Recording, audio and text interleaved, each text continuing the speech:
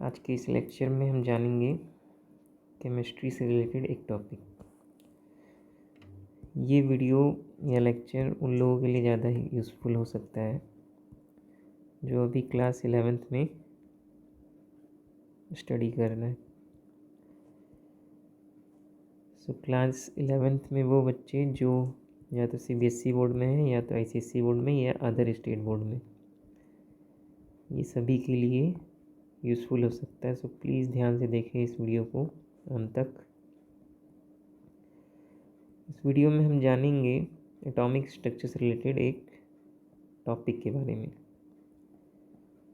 और उस टॉपिक का नाम है कि किस तरीके से हम इलेक्ट्रॉन को फिल कर सकते हैं एटम्स के ऑर्बिटल्स में। तो टॉपिक का नाम होगा filling of electrons into the orbitals of different atoms. तो इलेक्ट्रॉन को जब हम डिफरेंट एटम्स में भरते हैं उनके ऑर्बिटल्स में, तो हमें 3 रूल्स का ध्यान रखना पड़ता है बेसिकली।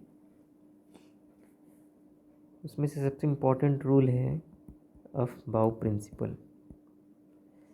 अब ये अफबाउ प्रिंसिपल के अंडर 3 और रूल हैं जो इसे खास बनाते हैं। तो सबसे पहला रूल है Pauli's exclusion principle. Pauli's exclusion principle. फिर है Hund's rule of maximum multiplicity. और आखिरी है relative energies of the orbitals. Relative energies of the orbitals. तो सबसे पहले हम ये देखेंगे कि अबाउ प्रिंसिपल क्या है, फिर उसके बाद एक एक करके नीचे के टॉपिक्स को डिस्कस करते हैं। तो चलिए स्टार्ट करते हैं अबाउ प्रिंसिपल से। अबाउ प्रिंसिपल, तो अबाउ प्रिंसिपल ये कहता है, सबसे पहले इसका स्टेटमेंट देख लेते हैं, फिर इसे डायग्रामेटिकली समझेंगे। अबाउ प्रिंसिपल ये कहता है इन द ग्राउंड स्टेट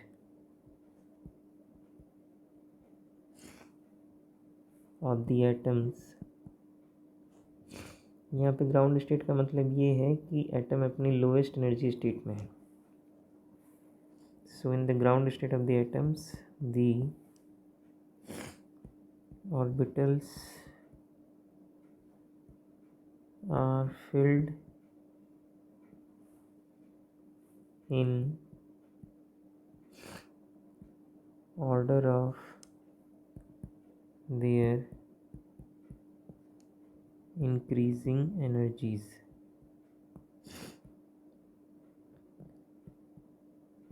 इसका मतलब ये जो सबसे कम एनर्जी वाला ऑर्बिटल होगा, इलेक्ट्रॉन सबसे पहले उसमें जाएगा, फिर उसके बाद सबसे लास्ट इलेक्ट्रॉन उस ऑर्बिटल में जाएगा जो सबसे ज़्यादा एनर्जी का होगा।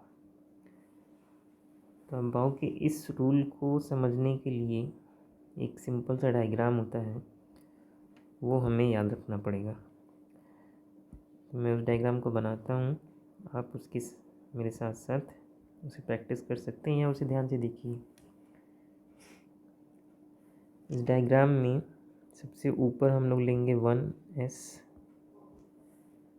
फिर इसके नीचे 2s 2p, फिर उसके नीचे 3s 3p 3d, इसके नीचे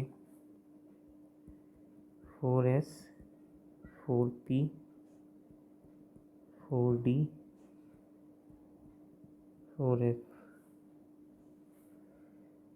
5s 5p 5d 5f, इसके नीचे 6s 6p 6d और सबसे लास्ट में 7s 7p। तो इन सभी ऑर्बिटल्स में इलेक्ट्रॉन की फीलिंग कैसे होगी, उसके लिए हमें एक डायरेक्शन रिमेंबर रखना पड़ेगा। तो डायरेक्शन डायगनली होता है, तो डायगनली इस तरीके से आपको बनाना है। सबसे पहले 1s में इलेक्ट्रॉन जाएगा, फिर इसको हल्का सा हमको पीछे करना है और फिर यहाँ से यू टर्न लेके 2s में इलेक्ट्रॉन आएगा। 2s के बाद ये फिर यू टर्न लेके पीछे जाएगा और इलेक्ट्रॉन अब एंटर करेगा 2p में। तो ये ध्यान रखना है कि इलेक्ट्रॉन 2p में तभी आएगा जब 1s 2s पूरी तरीके से भर जाएगा। तो जब 2p भी पूरी तरीके से भर जाएगा तो इलेक्ट्रॉन 3s में आएगा। इसी तरीके से जब 3s पूरी तरीके से भर जाएगा तो इलेक्ट्रॉन आएगा 3p में, फिर 4s में, फिर 4s जब पूरी तरीके से भर जाएगा तो इलेक्ट्रॉन आएगा 3d में, देन 4p में, देन 5s में।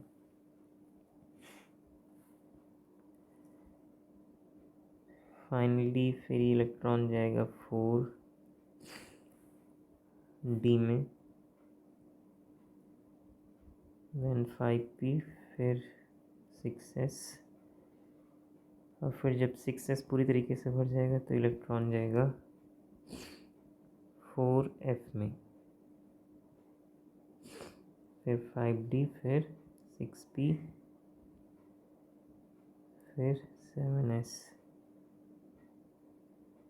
फिर 7s भी जब पूरी तरीके से भर जाएगा तो इलेक्ट्रॉन जाएगा finally 5f, then 6d, then 7p। तो अभी तक हमारे पास पीरियोडिक टेबल में जितने भी एलिमेंट दिए हुए हैं उनका इलेक्ट्रॉनिक कॉन्फ़िगरेशन इस डायग्राम से आप पूरी तरीके से कर सकते हैं। तो ये डायग्राम आपको याद रखना पड़ेगा इलेक्ट्रॉनिक कॉन्फ़िगरेशन करने के लिए। तो एक बार फिर से आप इसको देख सकते हैं। इलेक्ट्रॉन पहले 1s में, फिर 2s में, फिर 2p, फिर 3s, फिर 3p, देन 4s, फिर 3d, फिर 4p, फिर 5s, 4d, फिर 5p, फिर 6s, फिर 4f, then 5d, then 6p, then 7s,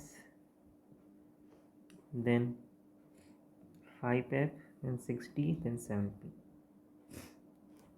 अब इस डायग्राम को याद रखने के बाद अबाव प्रिंसिपल कंप्लीट हो जाएगा। बट अबाव प्रिंसिपल को लगाने के लिए मैंने बताया था कि आपको 3 रूल और याद रखना है। इसमें सबसे पहला आता है पॉलीज एक्सक्लूजन प्रिंसिपल। तो चलिए देखते हैं पॉलीज एक्सक्लूजन प्रिंसिपल क्या है।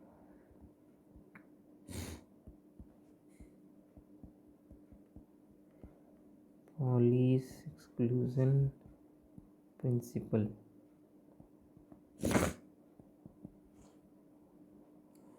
पॉलीज एक्सक्लूजन प्रिंसिपल का सबसे सिंपल स्टेटमेंट है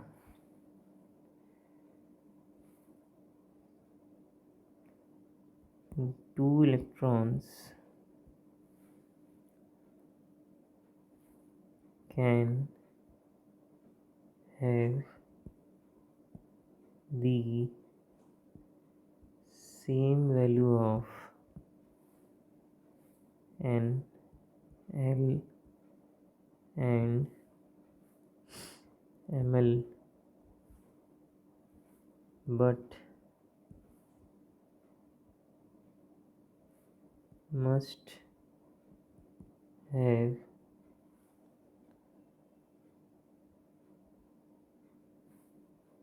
the opposite spin quantum number. So दो क्वांटम नंबर सेम नहीं हो सकते।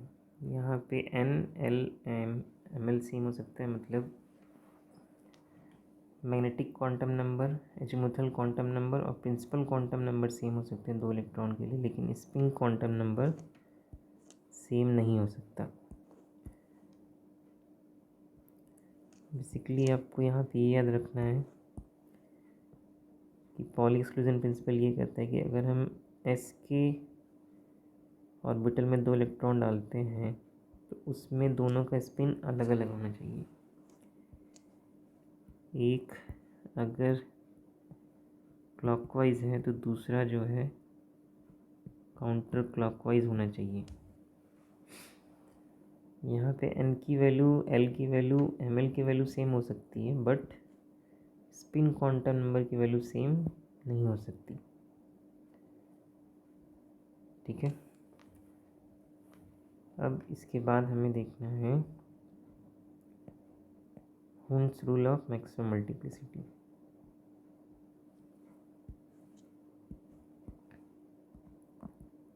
Hund's rule of maximum multiplicity.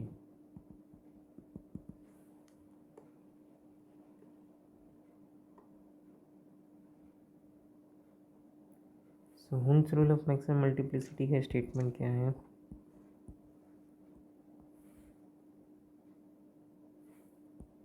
Pairing of electrons in the orbitals belonging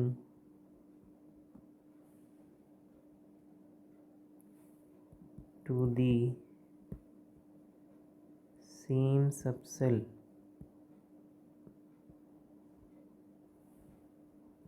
bracket में P, D और F does not take place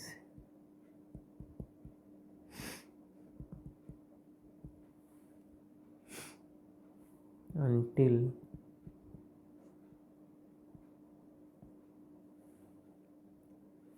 each orbital belonging to that subcell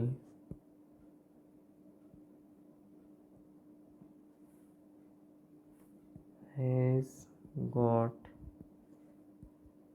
one electron that is it is singly occupied।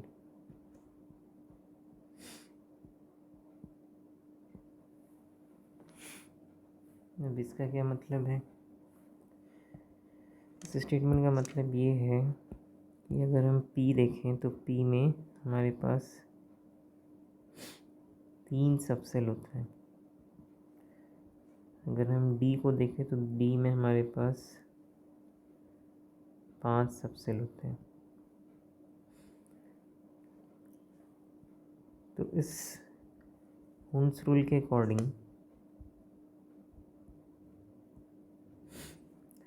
P में 6 electron आ सकते हैं maximum, लेकिन 6 में से 3 सबसे पहले एक एक करके भरेगा ऐसे, और फिर चौथा इलेक्ट्रॉन जो है पहले से पेयरिंग करना शुरू करेगा, फिर पांचवा, फिर छठवां।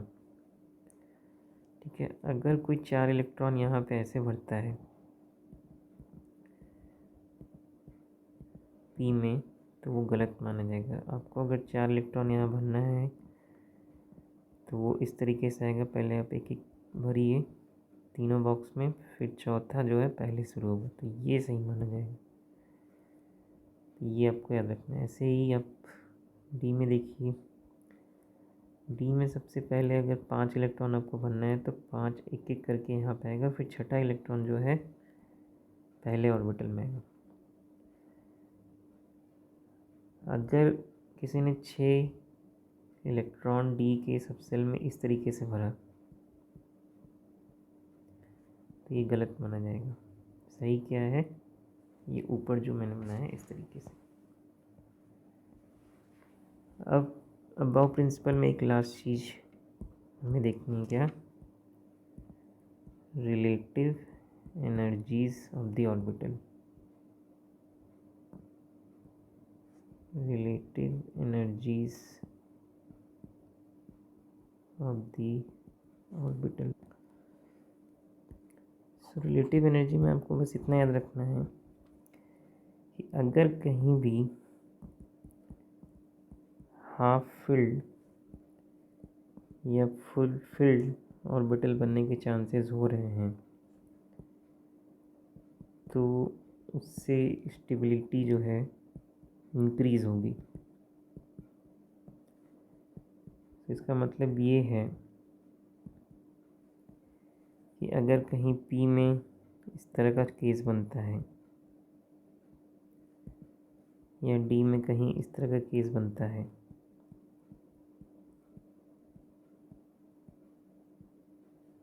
तो ये स्टेबिलिटी को इंक्रीज़ करेगा, बिकॉज इन दोनों केस में सिमेट्रिकल डिस्ट्रीब्यूशन ऑफ इलेक्ट्रॉन है। इन दोनों केस में क्या है, सिमेट्रिकल डिस्ट्रीब्यूशन ऑफ इलेक्ट्रॉन्स। इसे हम लोग कॉपर और क्रोमियम के एग्जाम्पल से समझेंगे अभी थोड़ी देर में। तो यहाँ तक के सारे रूल्स को जानने के बाद हम ये देख सकते हैं जो थ्योरेटिकल चीज़ हमें चाहिए, filling of electrons into orbitals of different atom, वो हमने सारा पढ़ रखा है। अबाव प्रिंसिपल में ये डायग्राम आपको अच्छे से याद होना चाहिए। फिर पॉल एक्सक्लूजन प्रिंसिपल में आपको ये पता होना चाहिए कि आपको क्वांटम नंबर में स्पिन क्वांटम नंबर को हमेशा डिफरेंट रखना है। ओम्स रूल के अकॉर्डिंग आपको ये याद रखना है कि पेयरिंग तभी स्टार्ट होगी जब भी सब सेल में एक एक इलेक्ट्रॉन हो जाएंगे। और रिलेटिव एनर्जीज में आपको ये याद रखना है कि हाफ फील्ड और फुल फील्ड ऑर्बिटल से स्टेबिलिटी इंक्रीज होती है। चलिए हम सबसे पहला एग्जांपल लेते हैं एक सिंपल एटम का और उसका इलेक्ट्रॉनिक कॉन्फ़िगरेशन अबाव प्रिंसिपल के अकॉर्डिंग करते हैं। तो कार्बन, यहाँ पहला एग्जांपल है, कार्बन का एटॉमिक नंबर होता है 6। तो अगर हम ऊपर वाले डायग्राम को देखें तो यहाँ पे 6 भरने से पहले आपको ये ध्यान होना चाहिए कि हम एस में मैक्सिमम 2 इलेक्ट्रॉन भर सकते हैं,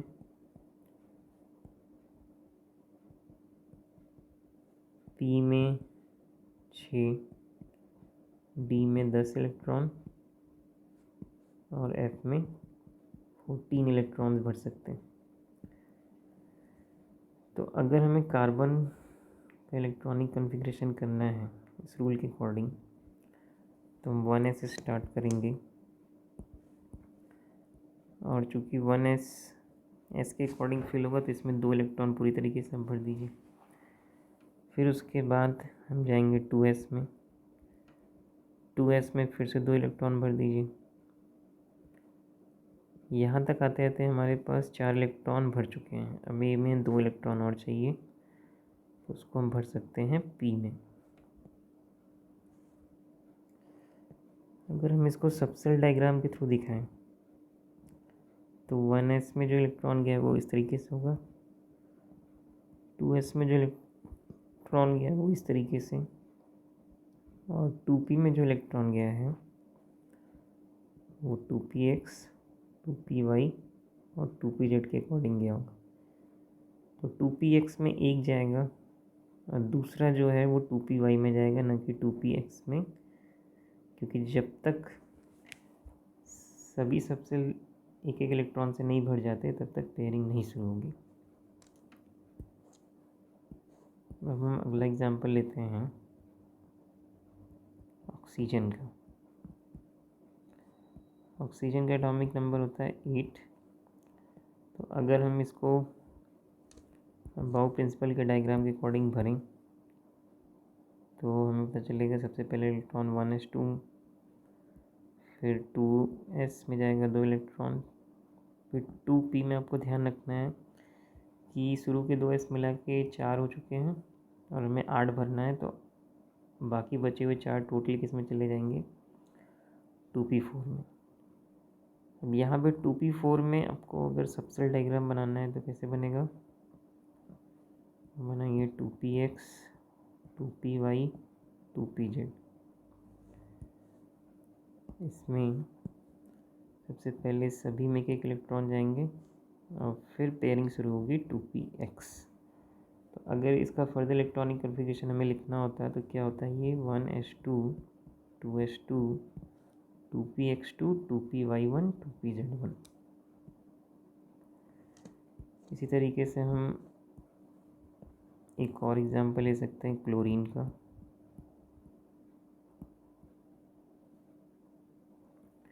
क्लोरीन का एटॉमिक नंबर होता है 17। तो हम यहाँ से स्टार्ट करते हैं 1s से, तो 1s2 2s2 2p6, यहाँ तक 10 इलेक्ट्रॉन हो गए, हमें 7 और भरने हैं। फिर 3s2, यहाँ तक 12 हो गए, 5 और भरने हैं, तो हम इसको भर देंगे 3p5 में। अब यहाँ हमें 3p5 को थोड़ा सा एक्सटेंड करके देखना पड़ेगा कि ये इलेक्ट्रॉन गया कैसे है इसमें। 3p में 3 ऑर्बिटल होंगे, 3px 3py 3pz। तो सबसे पहले इलेक्ट्रॉन 3px में जाएगा, फिर 3py में, फिर 3pz में। फिर पेयरिंग शुरू होगी px से, फिर py में। तो ये हो जाएगा final electronic configuration 1s2 2s2 2p6 3s2 3px2 3py2 3pz1। तो इलेक्ट्रॉनिक कन्फिगरेशन करने के लिए आपको अबाउ प्रिंसिपल के साथ उसके लिखे नीचे 3 रूल को भी याद रखना पड़ेगा, और उसके साथ साथ आपको शुरू के 20 atomic numbers with element symbol याद रखना पड़ेगा। उसको मैं यहाँ पे लिख देता हूँ, atomic number element name with symbol. तो सबसे पहले 1 पे आता है हमारे पास हाइड्रोजन, सिंबल H। 2 पे हीलियम, सिंबल He। 3 पे लिथियम, 4 पे बेरिलियम, 5 पे बोरॉन, 6 पे कार्बन, 7 पे नाइट्रोजन, 8 पे ऑक्सीजन,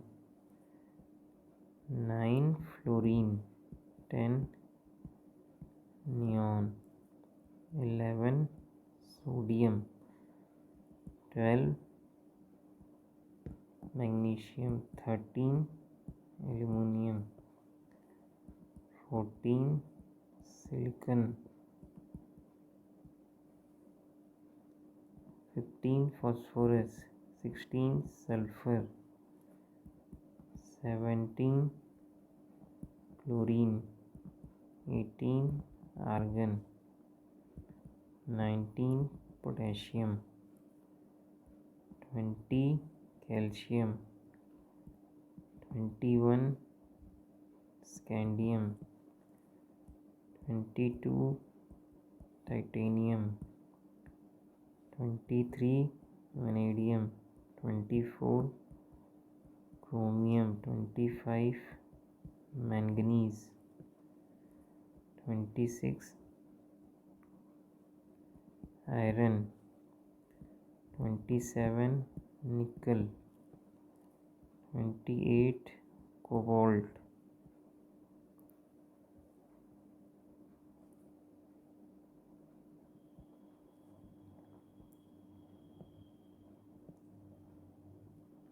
सॉरी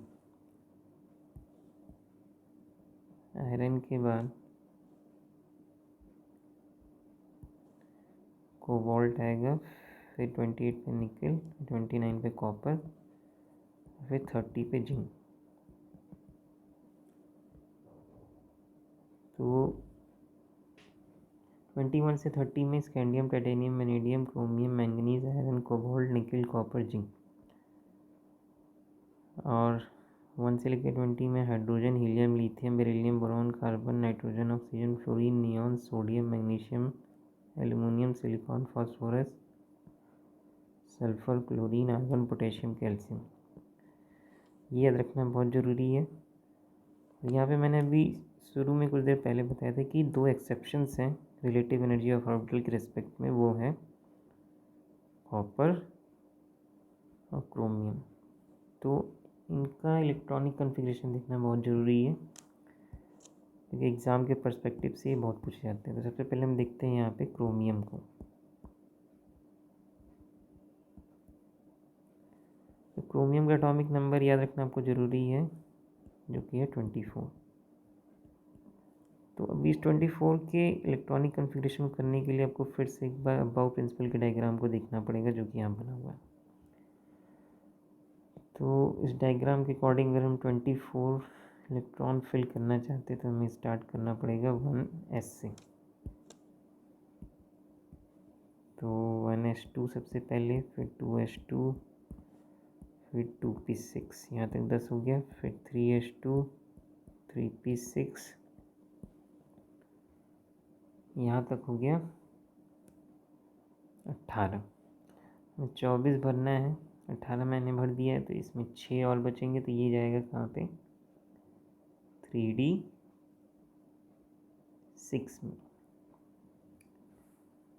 तो रूल के अकॉर्डिंग क्रोमियम का इलेक्ट्रॉनिक कॉन्फ़िगरेशन तो 3d6 होना चाहिए, लेकिन ज़रा हम देखते हैं इसको डिटेल में कि आखिर ये एक्सेप्शन किस वजह से है। क्योंकि यहाँ पे 3d6 जनरल इलेक्ट्रॉनिक कॉन्फ़िगरेशन नहीं है, क्रोमियम का इलेक्ट्रॉनिक कॉन्फ़िगरेशन कुछ और है, और उसका कारण है relative energies of atomic orbitals. तो क्रोमियम का इलेक्ट्रॉनिक कॉन्फ़िगरेशन एक्चुअली समझने के लिए हमें लास्ट ऑर्बिटल 3d को थोड़ा डिटेल में समझना होगा। तो जरा 3d को बनाते हैं हम लोग।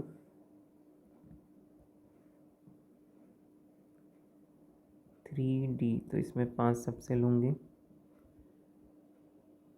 तो सबसे आपको 3d6 रखना है, तो सबसे पहले आपको सभी में एक एक डालना होगा, और फिर उसके बाद छठवां इलेक्ट्रॉन पहले सबसेल में आएगा यहाँ पे। 3d6 के बाद क्रोमियम में 4s ऑर्बिटल आएगा, जो कि अभी तो एम्प्टी है। अभी क्या है, एम्प्टी है। बट अगर हम यहाँ पे देखें ध्यान से, तो ये हो सकता है कि अगर 3d6 का एक इलेक्ट्रॉन जो पहले सबसेल में पेयर्ड है, अगर वो जंप करके 4s में आ जाए, इससे क्या होगा कि 4s भी हाफ फिल्ड हो जाएगा और 3d भी हाफ फिल्ड हो जाएगा, और स्टेबिलिटी पहले कंपैरिजन में ज़्यादा हो जाएगी। इसका मतलब ये कि जो ऊपर जो इलेक्ट्रॉनिक कॉन्फ़िगरेशन लिखा है वो लेस स्टेबल है। मोर स्टेबल इलेक्ट्रॉनिक कॉन्फ़िगरेशन ये हो सकता है 1s2, 2s2, 2p6, 3s2, 3p6, 3d6 हो जाएगा 3d5 और 4s। तो ऐसा क्यों हो रहा है, क्योंकि 3d5 4s1 होने से सिमेट्रिकल डिस्ट्रीब्यूशन ऑफ इलेक्ट्रॉन हो जा रहा है, और ये मोर स्टेबिलिटी प्रोवाइड कर रहा है। करेक्ट इलेक्ट्रॉनिक कॉन्फ़िगरेशन यहाँ पे क्रोमियम का होता है 1s2, 2s2, 2p6, 3s2, 3p6, 3d5, 4s1, न कि 1s2, 2s2, 2p6, 3s2, 3p6, 3d6।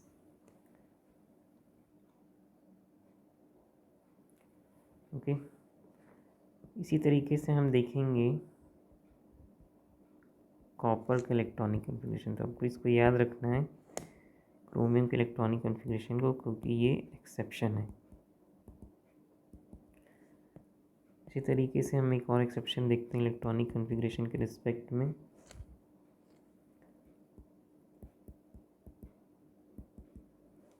और ये लास्ट इलेक्ट्रॉनिक कॉन्फ़िगरेशन होगा आज के इस लेक्चर का। यहाँ पे कॉपर के बारे में अगर हम देखें तो कॉपर का इलेक्ट्रॉनिक कॉन्फ़िगरेशन करने के लिए हमें इसका एटॉमिक नंबर चाहिए, जो कि है 29। तो 29 इलेक्ट्रॉन्स को फिल करने के लिए हमें अगेन अबाउ प्रिंसिपल के डायग्राम को देखना पड़ेगा। इस डायग्राम को देखने के बाद अगर हम यहाँ पे इलेक्ट्रॉनिक कॉन्फ़िगरेशन लिखें कॉपर का, तो ये कुछ ऐसा आएगा 1s2 2s2 2p6 3s2 3p6 यहाँ तक 18 इलेक्ट्रॉन हो। फिर 3d10 यहाँ तक हो गए 28 इलेक्ट्रॉन। फिर 4s1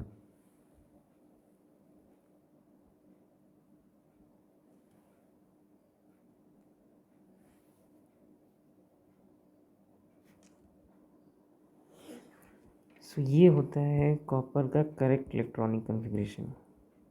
बट अगर आप अबाउ प्रिंसिपल के डायग्राम के अकॉर्डिंग जाएंगे तो यहाँ पे आप देख सकते हैं कि इलेक्ट्रॉन 3D में जाने से पहले सबसे पहले किस में जाएगा, 4s में। तो जो हमने यहाँ नीचे 4s में लास्ट में इलेक्ट्रॉन भरा है, ये एक्चुअली पहले अगर आता तो ये इलेक्ट्रॉनिक कॉन्फ़िगरेशन क्या होता है, 4s2 3d9।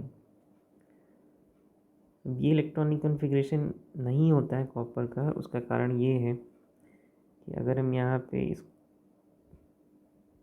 के इलेक्ट्रॉन सबसेल डायग्राम को बनाएंगे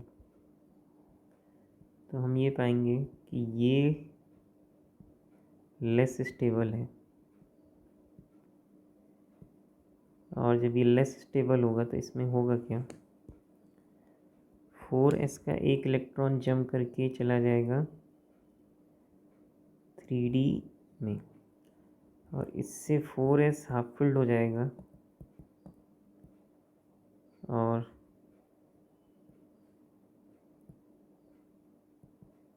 3D हो जाएगा फुल फिल्ड। पहले क्या था कि केवल 4s फिल्ड था और 3D न तो हाफ फिल्ड था न तो फुल फिल्ड था। तो स्टेबिलिटी केवल एक की वजह से आ रही थी। अभी क्या है कि दोनों स्टेबिलिटी प्रोवाइड कर रहे हैं, जो कि ऊपर वाले इलेक्ट्रॉनिक कॉन्फ़िगरेशन से आ रहा है। तो इस वजह से आपको यहाँ पे याद रखना है कि कॉपर का इलेक्ट्रॉनिक कॉन्फ़िगरेशन होता है 1s2 2p6 3s2 3p6 3d10 4s1।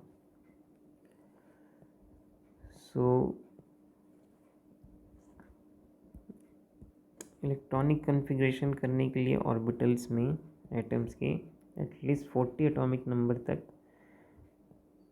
आप इस लेक्चर का हेल्प ले सकते हैं। Thank you for watching. अगर आपको और ऐसी केमिस्ट्री की लेक्चर चाहिए तो प्लीज़ इस चैनल को सब्सक्राइब करें, और अदर टॉपिक के लिए प्लीज़ कमेंट करके मुझे बताएं कि आप कौन सा टॉपिक अगले लेक्चर में सुनना चाहते हैं। Have a nice day. Thank you again.